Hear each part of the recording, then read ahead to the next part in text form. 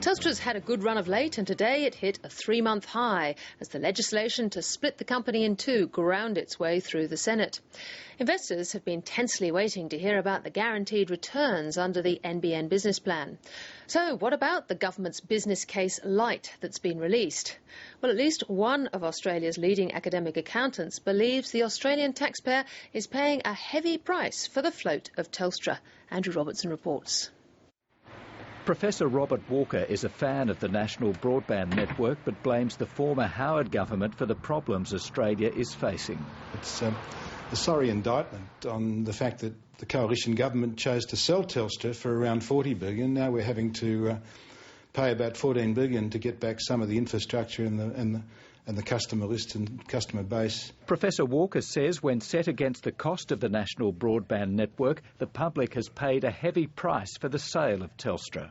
At the time, many people were arguing that the government shouldn't sell basic infrastructure, particularly in the telecommunications industry, given the IT revolution that was going to transform the way society operates in this century. And I think events have proved that they're correct. The Gillard government's NBN business case summary suggests Telstra will receive $13.8 billion for the sale of its copper wire network. Another $35.7 billion will be spent building the NBN for a total of just under $50 billion.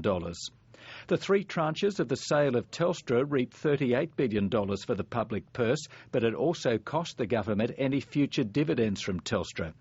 Professor Walker is encouraged, though, by what he's read in the NBN business case summary, particularly the predicted rate of return greater than the long-term bond rate. The Reserve Bank today says the long-term bond rate's about 4.5% for 10 years, 5.75 for 11. The investment is planned to go on for till 2021. If it's going to make a positive rate of return while also providing these other social benefits, that's essentially a good story. Not everyone shares that view, though, such as telecommunications analyst